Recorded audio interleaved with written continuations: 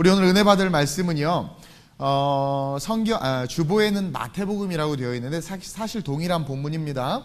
근데 제가 묵상하다가 동일한 본문인데 누가복음으로 보기를 원합니다. 우리 누가복음 19장 28절로 44절이에요.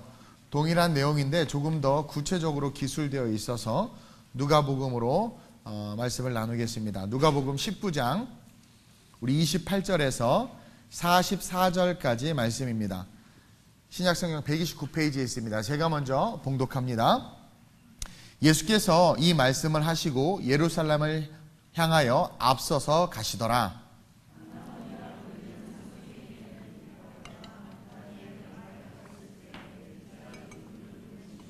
이르시되 너희는 맞은편 마을로 가라. 그리로 들어가면 아직 아무도 타보지 않은 나귀 새끼가 매여 있는 것을 보리니 풀어 끌고 오라.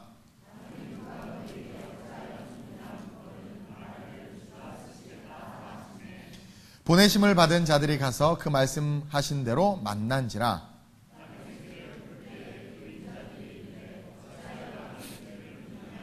대답하되 주께서 쓰시겠다 하고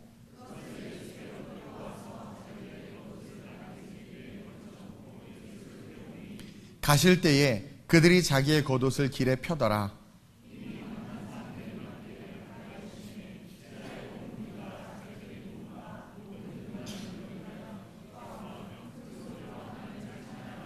이르되 찬송하리로다. 주의 이름으로 오시는 왕이여 하늘에는 평화요 가장 높은 곳에는 영광이로다 하니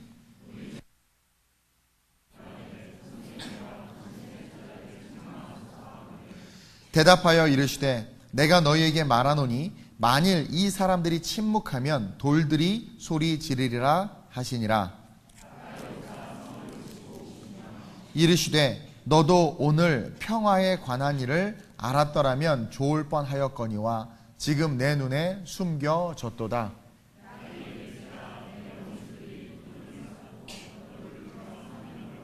함께 또 너와 및 그 가운데 있는 내 자식들을 땅에 메어치며 돌 하나도 돌 위에 남기지 아니하리니 이는 내가 보살핌 받는 날을 알지 못함을 인함이니라 하시니라. 아멘. 오늘 이 본문을 가지고 예루살렘과 호산나라는 제목으로 함께 은혜를 나누려고 합니다. 오늘은 예수님께서 십자가를 지시기 위해서 예루살렘에 입성하신 종려주일이에요.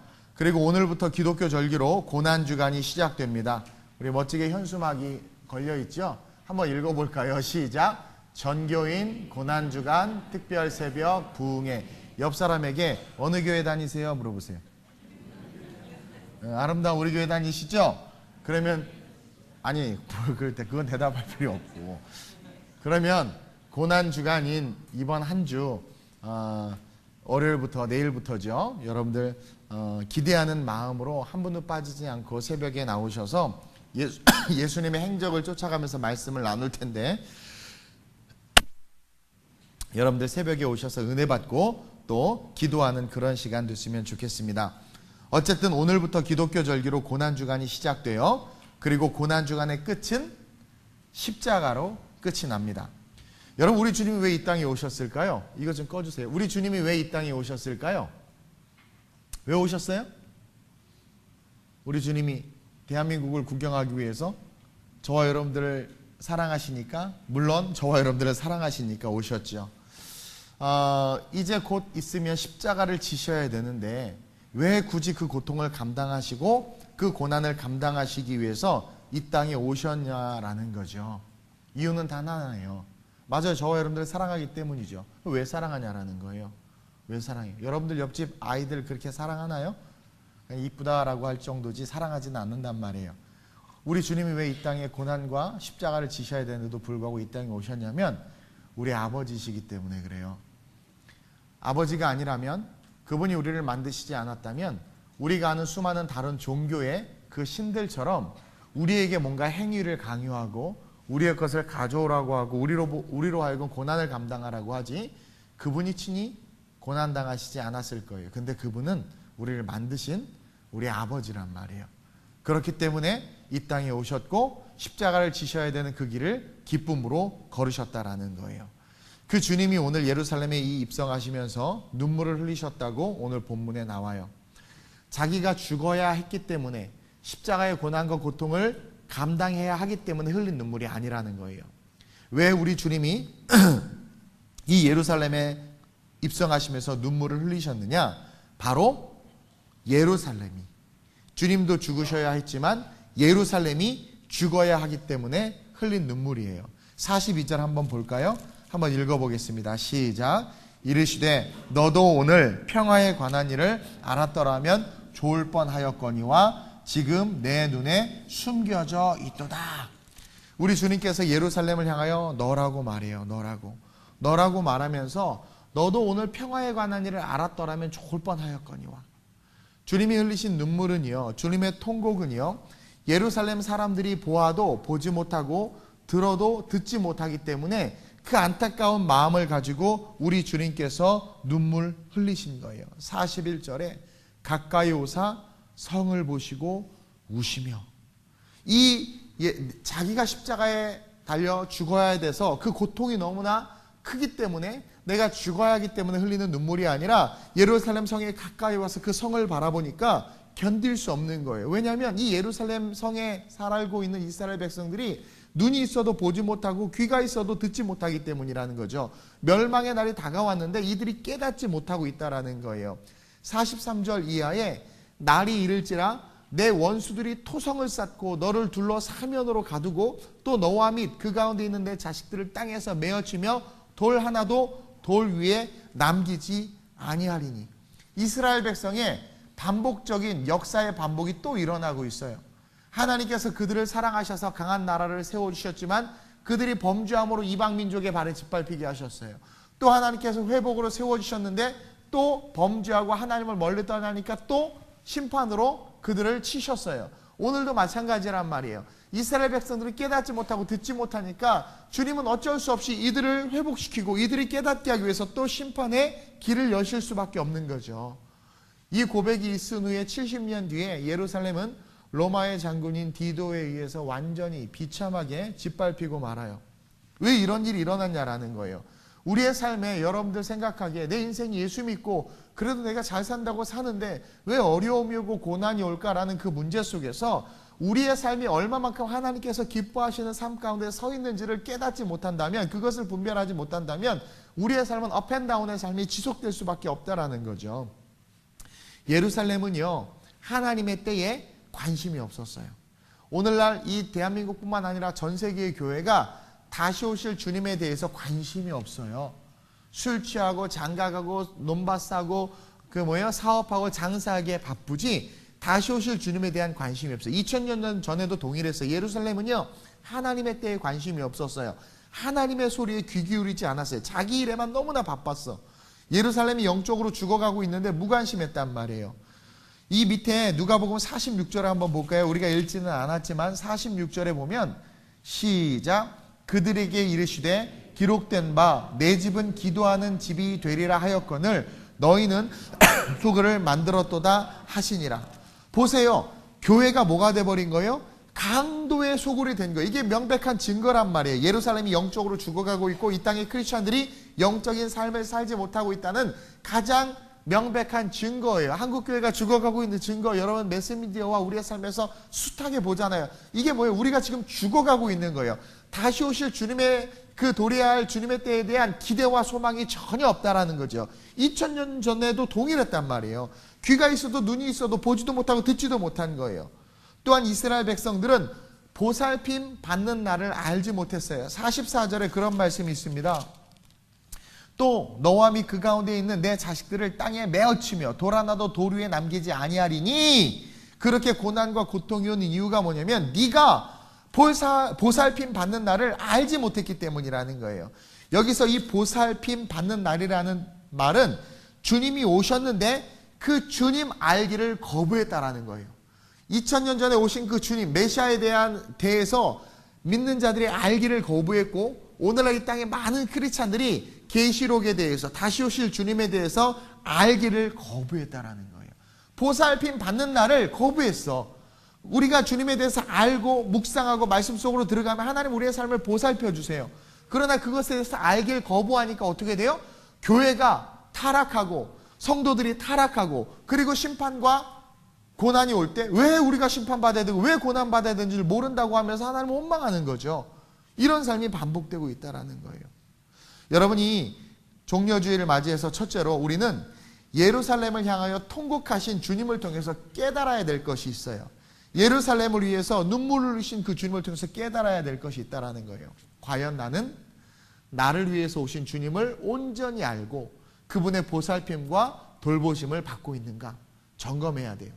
만약에 그렇지 않으면 주님의 사랑을 받고 받을 수밖에 없고 그 사랑 안에서 축복의 삶을 살 수밖에 없는 존재였어도 결국 버림받은 예루살렘처럼 저와 여러분들 역시 버림받을 수 있다는 거예요. 예수 믿으면 천국 가는 건 당연하지만 누구나 천국 가지 않아요. 아버지의 뜻대로 행하는 자라야 천국 가는데 아버지의 뜻이 뭔지를 알아야 되잖아요. 아버지의 뜻을 알기 위해서는 어떻게 돼요? 말씀을 잘 들어야 돼요. 그리고 그 말씀이 가르치는 대로 우리의 삶을 잘 세워가야 돼요. 근데 오늘 이스라엘 백성들처럼 듣지도 못하고 보지도 못하니까 어떻게 돼요? 자기 소견에 좋을 대로 신앙생활하고 교회의 방향이 인간의 방법에 의해서 이렇게 해야 됩니다라는 인본주의의 교회로 전락하고 있다는 거죠. 그래서 고난과 시련과 역경과 한국교회가 무너지는 데 있어서 우리는 뭐라고 말해요? 하나님이 돌아가셨다, 하나님이 안 계신다라고 말하는 어처구니 없는 삶을 살 수 있다는 거죠. 여러분, 우리는 깨달아야 됩니다. 과연 내가 하나님께서 기뻐하시는 삶을 살아가고 있는지, 나는 정말 주님의 보살핌과 돌보심을 받고 있는지. 2000년 전에 예루살렘은요, 자기 자신들의 삶을 하나님 앞에 드리지 못했어. 자기 자신을 위한 삶을 살기에 바빴어. 예루살렘은, 오늘 본문의 이 당시 예루살렘은 자기 자신의 삶을 살기에 너무나 바빴어. 하나님을 생각하거나 하나님을 위하거나 하나님을 찾는 삶은 지극히 형식적이었어요. 여러분들 주일날 예배 오는 삶 형식적이세요? 아니면 정말 하나님을 위해서 이 거룩한 주일날 예배당에 오세요? 이스라엘 백성들은 형식적이었어요. 그래서 주님이 예루살렘에 입성하시자마자 예루살렘 성전 너무 아름다웠거든요. 근데 그 성전을 보자마자 눈물을 흘리신 거예요. 그리고 그 주님이 예루살렘에 입성하시자마자 가장 먼저 한 일이 뭐예요? 예루살렘 성전에 가서 성전을 다 뒤집어 엎어버렸어요. 채찍을 휘두르면서. 하나님을 생각하고 정말 하나님을 찾는다면 그들의 예배는 그런 형식적인 예배일 수 없었다라는 거죠. 보세요.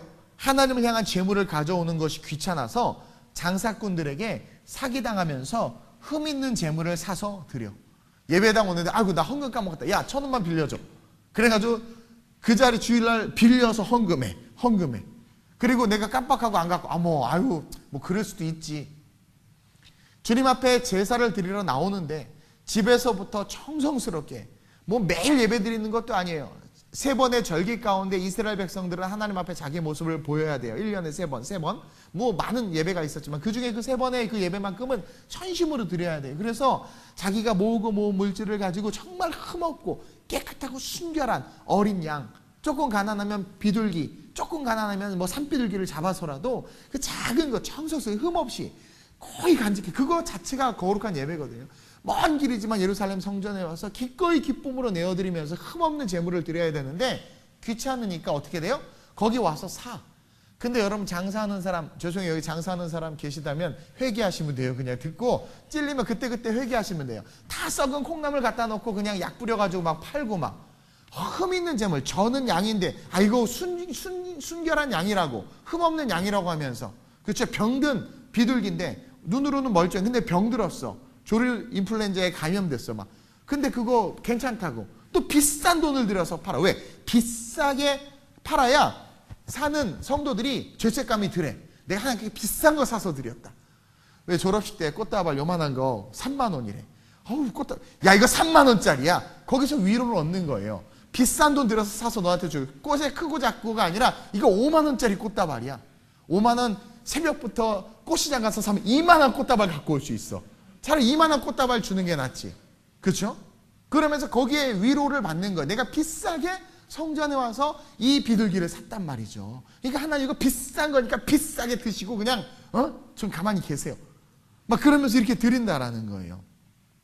그리고 제사장들 보세요. 이 넓은 성전들을 어떻게 쓰면 좋을까? 성도들을 위해서 한 게 아니라 야 이거 분양하자. 분양. 평당 이거 500씩 받고 분양해서 그리고 근데 그 분향은 기한이 있어. 그래가지고 1년 쓰고 또 다시 성전으로 귀속되는 거예요. 아무 말 못해. 그러니까 그 분향받은 사람들은 그 1년 안에 뽕을 뽑아야 돼. 그러니까 하여튼 비싸게 팔고, 성전들을 제사장이 집건 줄 알고, 교회가 집건 줄 알고 뭐 하고 있어요? 장사하고 이익을 챙기고 있단 말이에요. 이익을 챙기고 있단 말이에요. 절기마다 백성들이 하나님 앞에 나올 때를 거룩하게 준비하는 것이 아니라 그날이 마치 대목인 것처럼 온갖 상업주의, 왜 아파트 단지에 장 서는 것처럼 교회 앞마당 그렇게 다 장이 쓴 거예요. 장이 쓴 거예요. 상업주의로 성전이 도배된 거죠. 그러니까 하나님은 없어. 성전에 돈과 인간만 있는 모습으로 전락해버린 거예요. 그래서 감람산에 오르자마자 언덕을 이렇게 하나 넘어야 되거든요. 그럼 예루살렘이 쫙 도시가 보여요. 예루살렘 성전이라고 말하지 않고 주님은 예루살렘 전체를 보고 우셨어. 하나님의 임재가 있는 예루살렘 성전이 있고 그 성전 중심으로 모여서 사는 이스라엘 백성들의 하는 모습이 과간인 거죠. 그러니까 통곡을 하시면서 내려가셔서 제일 먼저 성전에 올라가셔서 채찍으로 다 뒤집어 엎어버린 거예요. 내 집은 만민이 기도하는 집인데 누가 장사치의 소굴로, 도둑의 소굴로, 강도의 소굴로 만들었냐라는 거예요. 여러분이 예루살렘이 어떤 곳인 줄 아세요? 구약시대에 아브라함이 독자 이삭을 번제로 드린 곳, 그 모리아산이 있는 곳이 예루살렘이에요. 예루살렘 한복판에 있는 산이 모리아산이고, 이 산이 예루살렘을 상징하는 그 산이란 말이에요. 즉 예루살렘은 하나님께 드림받는 곳이어야 된단 말이에요. 왜 예루살렘 성전을 그곳에 세웠냐면 우리의 삶 자체를 번제와 희생제물로 하나님 앞에 드려야 된다는 거예요. 크리스찬이 살아가는 삶 자체가 예물이 되어서, 예배가 되어서 하나님께 드려야 된다는 거예요. 생명까지도 기꺼이 드리는 삶의 헌신이 있어야 되는 곳이 예루살렘인데 변질되어 가지고 하나님은 없고 인간만 가득한 곳이 되어버린 거죠.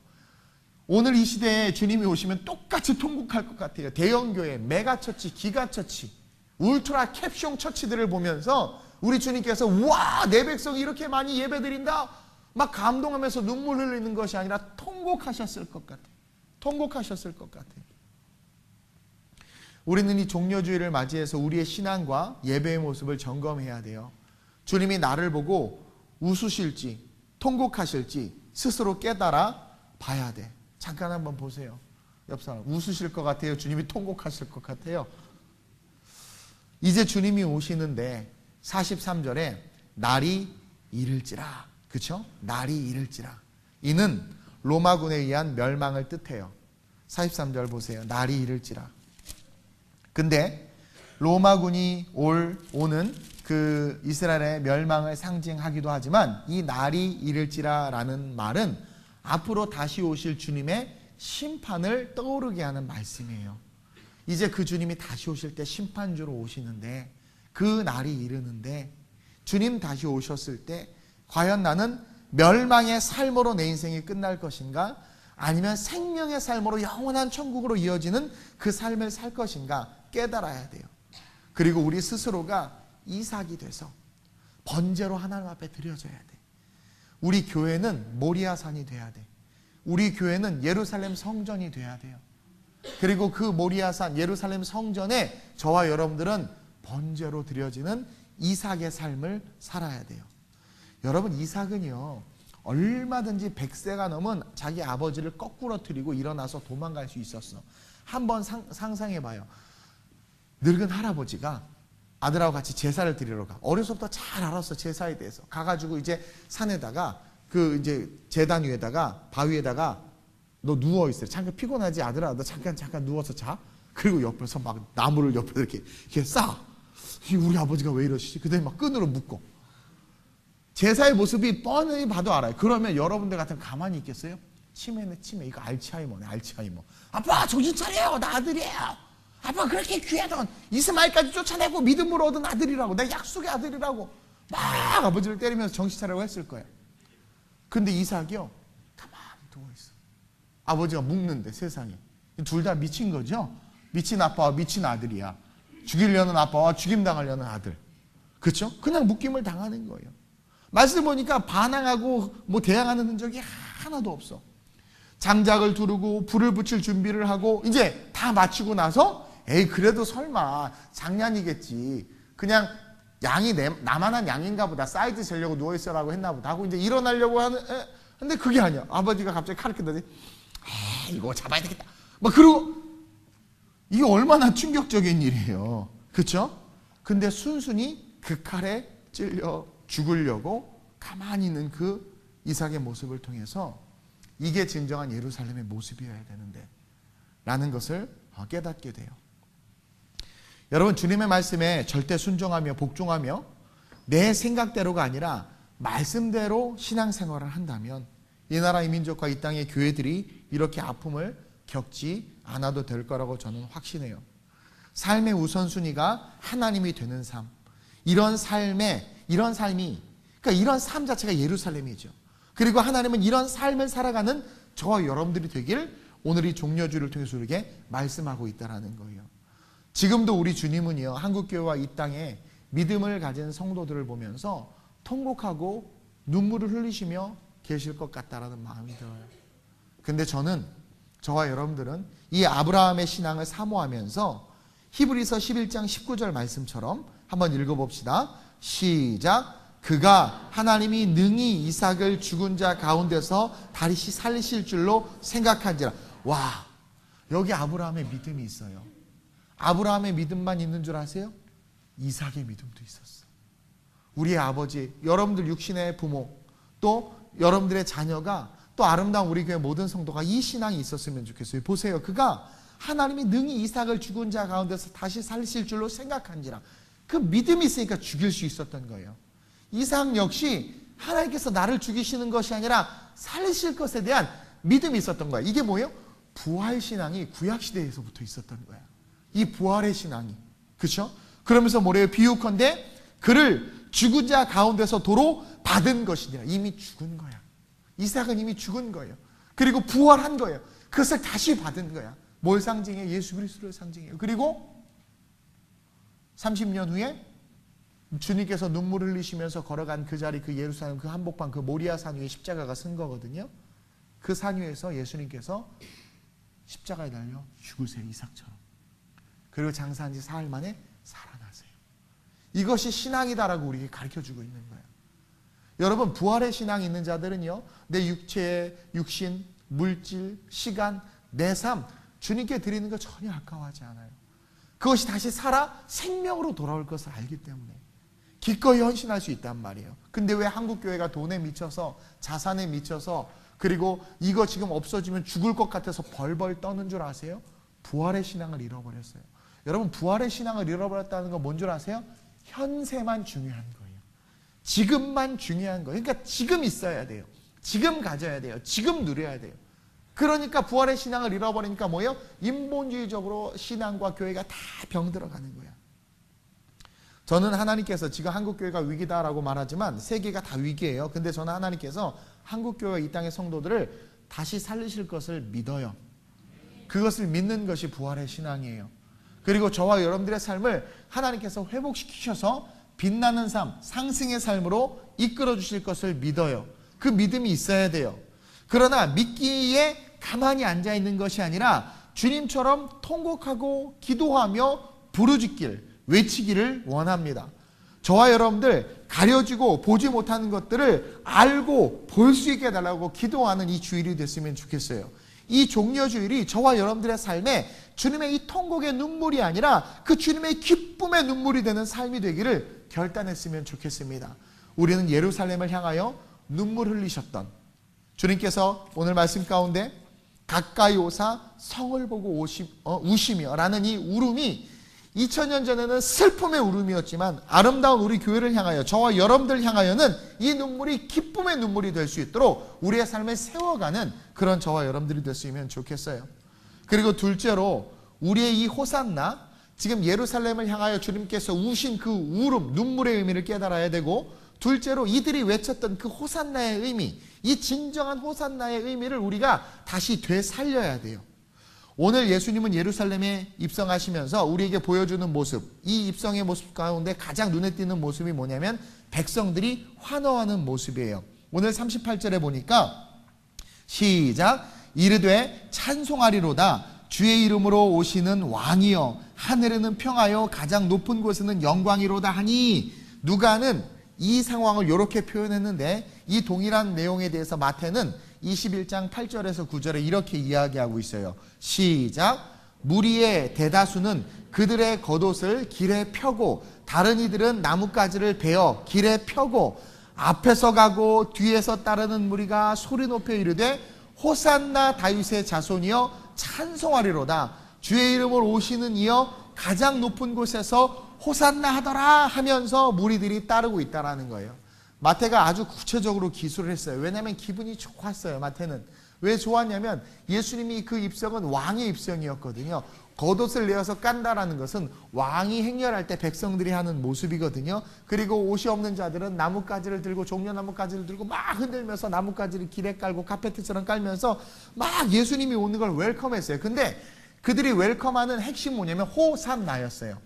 그들이 예수님을 입성할 때 그 예수님을 바라보면서 기대했던 것은 호산나 그 단어였다라는 거예요. 그러면서 열심히 주님을 열렬히 환호했어요.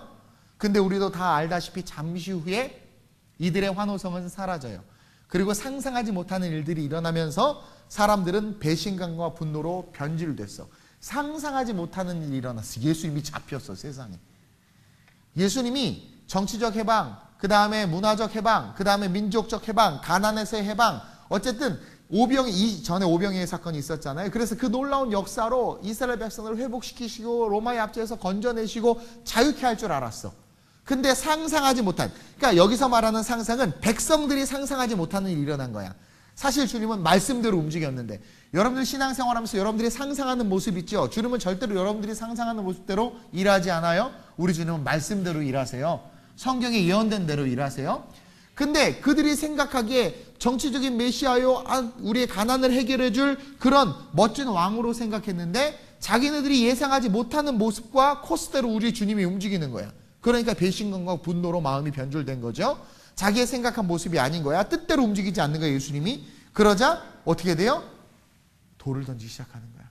예수님을 배반하고 그 찬송하고 환호했던 것이 저주와 욕으로 바뀌기 시작했다라는 거죠. 너무나 무기력한 모습으로 잡혀가시고 끌려가시는 것을 보니까 이건 말도 안 되는 거예요. 저게 아닌데? 이게 아닌데? 그러면서 결국은 예수를 죽이라고 외치는 마귀의 함성으로 바뀐 거예요. 오늘 본문 42절처럼 지금 내 눈에 숨겨져 있도다. 보지도 못하고 깨닫지도 못하니까 말씀을 그렇게 선지자들로부터 시작해서 구구절절히 알려줬음에도 불구하고 눈이 감겨져 있으니까 보지도 못하고 깨닫지도 못하는 거예요. 여러분, 그들의 호산나는 주님이 주시고자 하는 호산나와 달랐다라는 거야. 어떤 사람은 신앙생활 하는데 저는 이런 것 때문에 신앙생활해요. 신앙생활은 그런 것 때문에 하는 게 아니에요. 신앙생활은 주님께서 우리를 죄악 가운데서 구원해내시고 영원한 천국을 주셨기 때문에 감사로 하는 게 신앙생활이지, 뭔가를 더 얻기 위해서 하는 건 신앙생활이 아니에요. 그것은 마치 돌부처 앞에서 공양 드리는 것과 동일한 거예요. 그 우상숭배, 내가 원하는 것을 얻기 위해서 신앙생활한다. 그래서 주님이 뭐라고? 아니, 너희가 있어야 될 거 다 안다. 그러니까 니네가 원하는 것을 위해서 신앙생활하는 것은 신앙생활이 아니라는 거예요. 그 우상숭배죠. 왜 우상을 만들어요? 내가 원하는 것을 얻으려고 만드는 게 우상이란 말이에요. 그러면서 주님이 뭐래요? 그것은 다 이방인들이 구하는 것이다. 너가 있어야 될 것은 내가 안다. 너희는 그의 나라와 그의 의를 구하라. 왜? 구원받았으니까. 영원한 천국이 네 것이 됐으니까 그 주님을 위해서 살아라. 그러면 너희가 이방신들에게 구하는 것처럼 필요한 것들 내가 다 알아서 준다라는 거예요. 그것처럼 이렇게 우리 기독교는요, 여러분 상상할 수 없이 수준이 높은 종교란 말이에요. 종교가 아니라 실제죠. 근데 눈이 감겨져 있으니까 알지 못하니까 엉뚱한 호산나를 외치는 거예요. 예루살렘 성전 자체도 먹고 마시는 문제장으로 변질되었어요.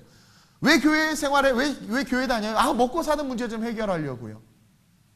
성도들의 눈과 귀와 삶은 완전히 막혀버린 거죠. 이들은 예수님에 대해서 알고 들었는데도 모두 육적인 것만 알고 들은 거예요. 그래서 이들이 외친 호산나는 육적인 구원을 의미했던 거예요. 지금 한국교회도 이렇게 흘러가고 있어서 가슴이 아파요. 기독교를 제외한 모든 종교는 사실 육적인 구원을 위한 종교예요. 근데 유일하게 영적인 구원을 주는 종교가 세속적인 종교와 같이 육적인 것을 갈망하니까 주님이 통곡할 수밖에 없죠. 여러분, 호산나는 히브리어로 호쉬아나예요. 호쉬아나.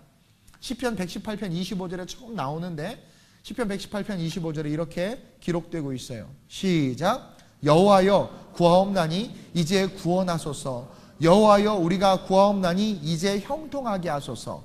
여기서 이제 구원하소서라는 히브리어가 허쉬아나예요. 허쉬아나, 이제 구원하소서. 근데 신약시대 예루살렘에서 예수님이 입성하니까 이스라엘 백성 이 단어를 그대로 가져와서 허쉬아나 허쉬아나 외친 거예요. 이제 구원하소서, 이제 구원하소서 외친 거예요. 즉 이들은 지금 당장 구원해달라고 외친 것인데 이들이 원하는 문제를 해결해달라는 구원으로서 이 호시아나를 가지고 온 거야, 이 단어를. 근데 그게 해결이 안 되니까 예수를 버리고 전보러 가고, 예수를 버리고 자기를 의지하고, 예수를 버리고 우상을 숭배하고, 예수를 버리고 세상에서 열심히 사는 거예요. 그 호시아나가 이루어지지 않으니까. 여러분들의 호산나는 어때요? 간절함으로 영혼 구원에 대한 갈망이 있으세요? 믿지 않는 남편과 부모에 대한 갈망이 있으세요? 만약에 정말 그렇다면 우리는 예루살렘 성전을 뒤엎으셨던 것처럼, 그 뒤엎으신 예수님처럼 우리의 잘못된 예배의 태도와 습관, 그리고 잘못된 주님을 섬기는 방법들을 뜯어 고쳐야 돼.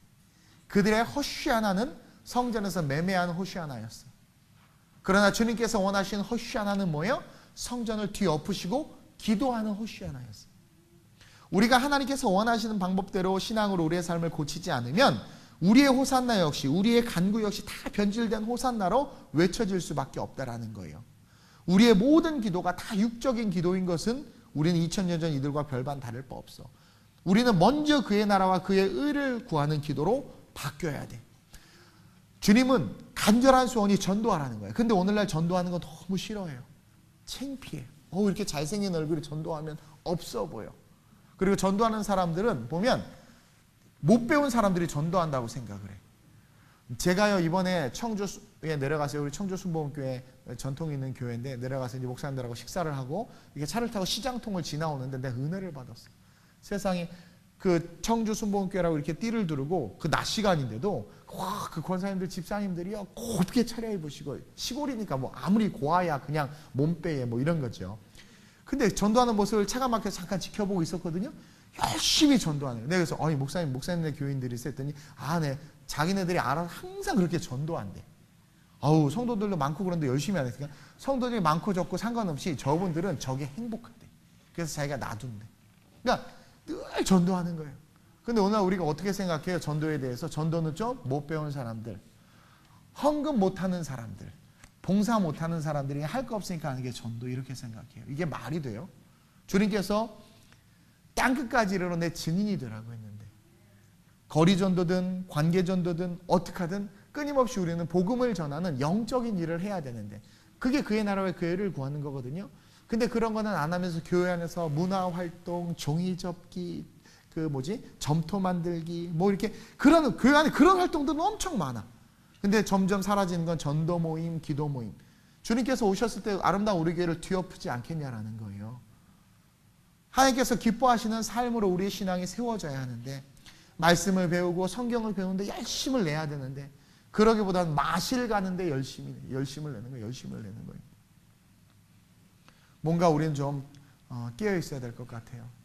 호산나, 나를 구원하소서. 제가 예전에 또 한번 이야기한 것 같은데, 제가 예전에 아주 젊은 시절에 그 학원에서 강의를 한 적이 있어요. 아르바이트를, 군대 가기 전에 돈을 벌기 위해서. 근데 그쪽 지나다니 보면 모텔이 하나 있는데, 모텔 이름이 호산나 모텔이야. 도대체 그 모텔을 왜 아마 집사님이나 장로님이 주인인 것 같아요. 그래서 이름을 건 것 같은데 왜 하필이면 모텔의 이름을 호산나라고 했는가? 난 정말 밤에 가서 다 뛰어버리고 싶었어.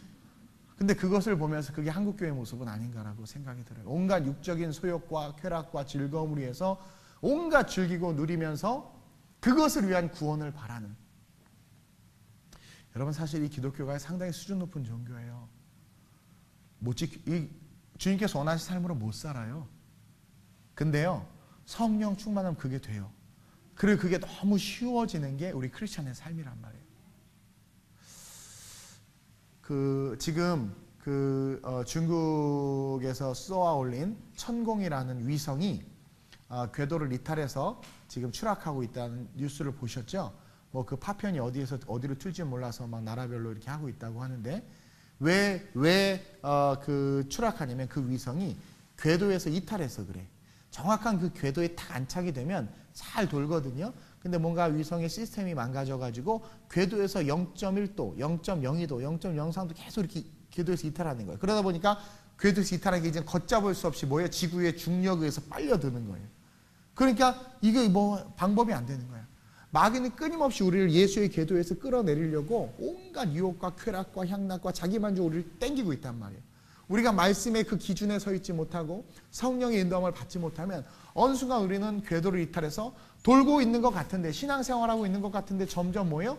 자기중심의 신앙생활로 오는 거예요. 멸망으로 가는 거예요. 우리는 우리의 호산나를 점검해야 돼요. 정말 영적인 호산나, 이제 구원하소서. 우리의 신앙을 기경하고 우리의 삶을 새롭게 해야 돼요. 물론 쉽지 않아요. 우리 맨날 죄짓고 넘어지고 쓰러져요. 근데 우리에게 주신 이 회개의 기도가 소멸되지 않아요. 늘 회개하고 늘 깨어 있어야 돼요. 그래서 하나님께서 기뻐하시고 온전히 여기신 뜻이 무엇인지를 깨달아 그 영광의 삶을 이뤄서는 그런 저와 여러분들이 됐으면 좋겠습니다. 육적인 기도, 변질된 기도를 다 내려놓고 이 종려주일과 고난주일을 맞이해서 우리의 신앙이 인본주의화됐다면 그런 것들을 다 내려놓고 신본주의로 오직 하나님 말씀 중심으로 인자가 다시 올 때 믿음 있는 자를 보겠느냐라는 그 믿음은 믿음대로 행한 삶이 있는 자를 보는 거예요.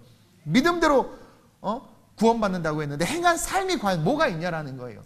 힘들고 괴롭고 지치면 교회가 멀다고 주중예배 못 나온대. 그러면 가까운 집 앞에 교회라도 가서 주중예배 드리냐라는 거예요. 그럼 그렇죠. 목사님이 싫어하지 않아요? 가까운 교회 가면? 저 안 싫어해요. 예배 드리는 걸 제가 예배를 얼마나 강조하는지 여러분들 이제 알 거예요. 여기서 설교한 지 얼마 안 됐으니까. 근데 쭉 말씀을 들어본 사람들은 알 거예요. 제 옛날 설교 요즘 유튜브에 다시 리뉴얼돼서 올라갔는데 쭉 들어보세요. 아마 자다가 경기 일으키실 거예요. 깜짝깜짝 놀라가지고. 재미가 없는데 어쨌든 중요한 건 부지부식간에 변질돼서 추락하는 신앙생활 되는 것이 아니라 늘 회개함으로 떨어진 궤도에서 다시, 떨어진 궤도에서 다시, 떨어진 궤도에서 다시 주님께서 원하실 때 그것에 순종할 수 있는 그런 진정한 호산나의 고백을 할 수 있는 그런 저와 여러분들이 됐으면 좋겠습니다. 그리고 마지막으로 우리는 예루살렘과 이 호산나 이 두 단어를 통해서 동력자를 구하시고 지금 요청하시는 그 주님의 모습을 볼 수 있어야 돼요. 누가복음 오늘 본문 19장 28절부터 35절까지 아주 긴 구절을 통해서 주님께서 어떤 이야기를 하고 있냐면 예수님께서 말씀대로 행하셨다라는 것과 그 말씀대로 행하신 일을 하기 위해서 2명의 제자들이 필요했다라는 것과 그 2명의 제자들이 그 말씀대로 순종했다라는 장면이 28절부터 35절에 아주 길게 이야기되고 있어요. 예수님은요 빌린 나귀를 타고 입성하십니다. 그렇죠? 제자들에게 이르시되 30절에 너희는 맞은편 마을로 가서 그리로 들어가면 아직 아무도 타보지 않은 나귀 새끼가 매어 있으니까 그것을 가져오라는 거예요. 그러면서 누가 물어보면 내가 쓰겠다. 예수께서 쓰겠다 그러는 거예요. 근데 32절에 보냄을 받은 자들이 가서 그 말씀대로 그 나귀를 만난 거예요. 그대로 이루어진 거예요. 왜 주님께서 그냥 걸어 들어가셨어도 됐고 다른 것을 타고 가셨어도 됐는데 굳이 나귀를 타고 가셨느냐? 그것은 스가랴 9장 9절에 예언된 말씀 때문에 그래요. 스가랴 9장 9절을 함께 읽겠습니다. 시작. 시온에 따라 크게 기뻐할지어다. 예루살렘에 따라 즐거이 부를지어다. 보라 내 왕이 내게 임하시나니 그는 공의로우시며 구원을 베푸시며 겸손하여서 나귀를 타시나니 나귀의 작은 것 곧 나귀 새끼니라. 그래서 나귀를 타고 입성하는 그 모습을 볼 때 이스라엘 백성들은 다 이 말씀을 알았어요. 저분이구나. 왕으로 오시는 분이구나. 메시아이구나. 구원자이시구나. 그리고 예수님도 친히 자기가 자기의 뜻대로 구원을 행하는 것이 아니라 아버지께서 계획하시고 약속하신 대로 그 말씀 그대로 행하려고 나귀를 타신 거예요. 근데 그 나귀를 끌어오기까지 누가 필요했어요? 그 말씀을 준행할 제자들이 필요했어요. 그리고 그 제자들에게 그 명령을 했을 때 그 제자들이 순종함으로 그 일들을 감당했다라는 거예요. 저와 여러분들 우리 주님 다시 오신단 말이에요. 이제 그분은 구름 타고 올리오셨던 것처럼 구름 타고 오신다라는 거예요. 이것을 또 어떤 사람 우리 중고등배들은 뭐 손오공이 군두운을 타고 오는 것처럼 막 구름 타고 오신다고 하는데 구름은 영광을 상징해요. 영광 가운데 오신다라는 거예요. 그러면 그 영광 가운데 오실 그 주님의 길을 준비해야 돼. 그렇죠? 이 두 제자들이 가서 나귀를 가지고 왔던 것처럼 나귀를 가져온 건 뭐냐면 말씀이 이루어지기 위해서 움직인 거예요. 하나님의 말씀이 이루어지기 위해서 우리는 어떻게 해야 돼요? 마태복음 28장과 사도행전 1장 8절을 준행해야 돼. 성령을 받기 위해서 기도해야 되고 그 성령과 함께 땅끝까지 이르러야 돼. 이제 캄보디아 선교 날짜가 나왔어요. 이제 캄보디아 우리가 처음 선교하는 나라인데 그 선교의 발걸음이 멈춰져서는 안 되고 이제 우리가 거리 전도를 해요. 이번에 토요일 날 우리 청년들이 이마트 앞에 가서 찬양했는데 그 동네가 다 신바람이 났나 봐. 지나가는 사람들이 아니 어떤 교회에서 왔어? 이렇게 빛나는 청년들을 처음 봤대. 눈이 뭔가 씌었어. 다 못생긴 애들이 나갔는데 다 예쁘대. 그리고 신난대. 여기 얼마나 흥겨워요. 어떤 사람은 막 어떤 교회는 찬양하면 시끄럽대. 우리는 수준이 있어서 그래. 수준이 있어서. 그것처럼 뭔가 다시 오실 주님을 위해서 일할, 내가 누구를 보내며 누가 우리를 위하여 갈구할 때 그 일을 감당할. 오늘 28절로 35절에서 우리는 그 주님의 음성을 들을 수 있어야 돼. 예수님 혼자 예루살렘에 입성하지 않았어요. 나귀가 필요했고 그 나귀를 가져올 제자들이 필요했단 말이에요. 또 한 가지는 뭐냐면 제자들이 막 찬송하니까요. 39절에 무리 중 어떤 바리새인들이 말하되 선생이여 당신의 제자들을 책망하소서 그러는 거예요. 아니 주님을 막 찬양하는 그 소리 주님은 아셨어요. 이 찬양이 뭐로 바뀔 줄 아셨냐면 저주로 바뀔 줄 아셨고 이 찬양이 주님을 십자가에 달고 바라바를 달라고 외칠 그 함성인 걸 알았어요. 근데도 불구하고 40절에 대답하여 이르시되 내가 너희에게 말하노니 만일 이 사람들이 침묵하면 돌들이 소리 지르리라. 주님은요 끊임없는 찬송이 온 민족과 열방 가운데 울려 퍼지길 원하세요. 그 주님을 찬양할 그 찬양을 우리 주님이 원해요. 돌들이 소리 지르는데 세상에. 여러분 지금 예루살렘으로 들어가는 그 길은요 고난의 길이에요. 예수님은 제자들에 의해서 배신당할 거예요. 그 길은 무슨 길이에요? 배신의 길이에요. 무리들에 의해서 죄인들에 의해서 돌맞을 길이에요. 주님은 지금 그 길을 걸어가고 있어요. 부패한 정권에 의해서 죽음의 길로 내몰리는 그 길로 주님은 지금 걸어가고 있어요. 그 길을 함께 걸을 동력자들이 필요하다고 우리 주님이 28절로 35절까지 우리에게 간절히 지금 이야기하고 있어요. 내가 그 십자가의 길을 걸어가는데 누가 나와 함께 할 거냔 말이에요. 제자들 다 도망갔어요. 예루살렘 성전을 지키고 백성들에게 하나님을 알게 하는 제사장들이 거짓 재판을 통해서 예수를 십자가에 죽였단 말이에요. 오늘날 잘못된 말씀과 잘못된 교리들이 성도들을 죽이고 있는데도 침묵하고 있어요. 이 예루살렘의 길, 이 고난의 길을 누가 나와 함께 걷겠냐라고 우리 주님 지금 요청하고 있어요. 예루살렘을 향하여 눈물 흘리시는 그 주님의 마음을 아는 자들, 진정한 호시아나를 외칠 수 있는 자들, 그러한 자들이 일어나길 원해요. 그래서 주님과 함께 그 길을 걷길 원한단 말이에요. 여러분 1000명이 다 일어나서 한쪽 길로 간다 할지라도 그 길이 분명히 잘못됐으면 일어나서 아니다라고 말할 수 있는 그런 영성 있는 크리스찬들이 필요해요. 내가 돌 맞아 죽을지라도 옳은 것은 옳고 그른 것은 그르다라고 말할 수 있어야 돼요. 정치에 휘둘리고 권력에 휘둘리고 상황에 휘둘리고 환경에 휘둘리는 것이 아니라 설사 내가 그렇게 살지 못해도 나는 그렇게 외칠 수 있어야 돼요. 그러한 크리스찬들이 이 땅에 일어나길 우리 주님이 원한다는 것을 저와 여러분들이 기억했으면 좋겠습니다. 우리 그 예루살렘의 길을 좀 같이 걸어가고 싶지 않으세요? 저랑 같이 좀 걸어갑시다. 그리고 누가 뭐라고 그래도 주님을 향한 찬송이 멈추지 않았으면 좋겠어요.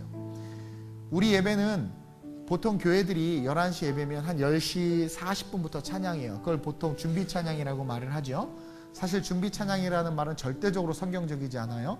하나님이 우리를 지은 목적은 나를 찬송케 하기 위함인데 준비하는 찬송이 어디서 찬송 자체가 예배인데 그래서 한 11시에 딱 되면 이거 10년 만에 쳐봐 지금 땡 치면 이제 내려가야 돼. 찬양 그때부터는 예배가 아니었어. 다 내려가야 돼. 그리고 이제부터 사도신경함으로 신앙고백과 예배를 시작하겠습니다.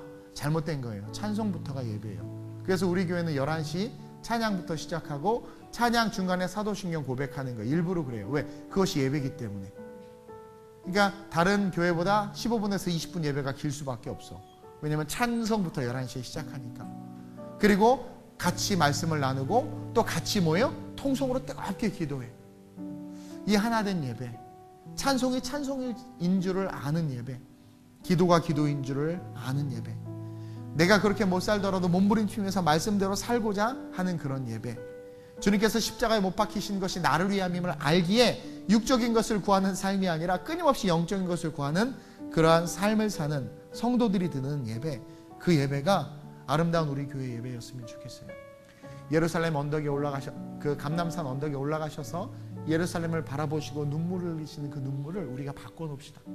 어떤 눈물로? 통곡의 눈물이 아니라 기쁨의 눈물로, 즐거움의 눈물로.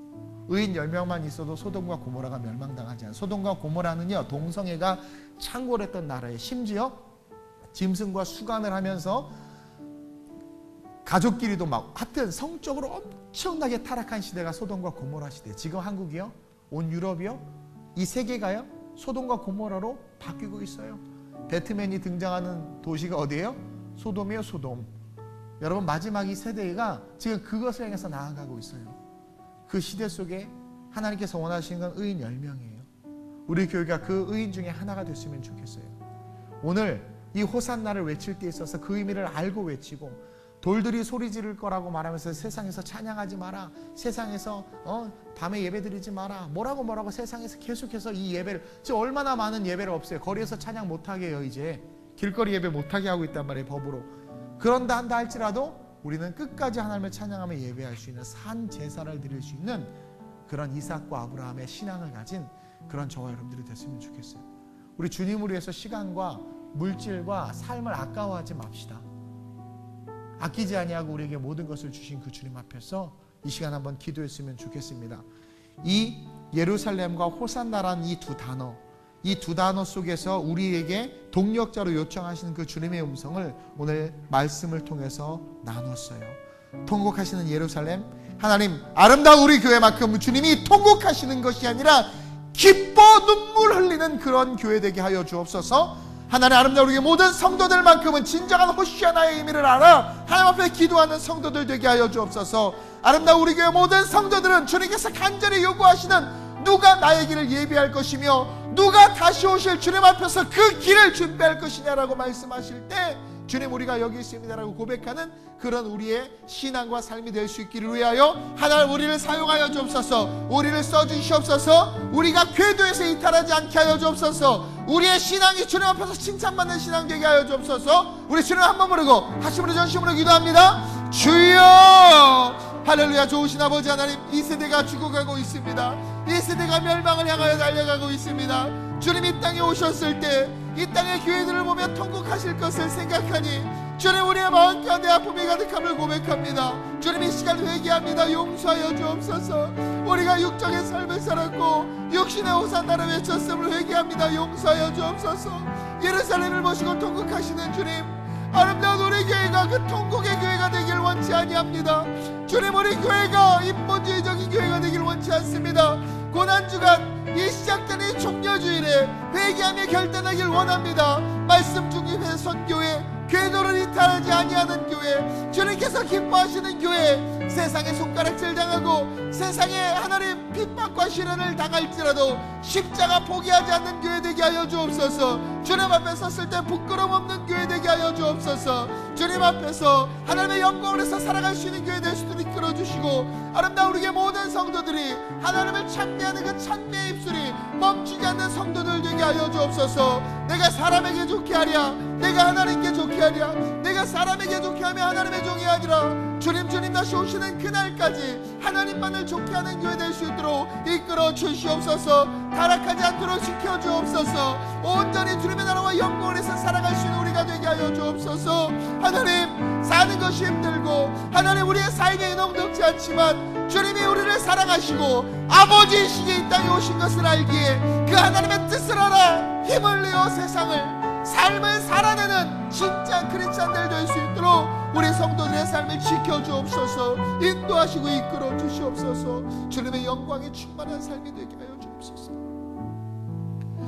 한 번 죽는 것은 정해진 것이요 그 후에 심판이 있으리라 말씀하신 주님, 태어나는 것은 순서가 있지만 죽는 것은 순서가 없습니다.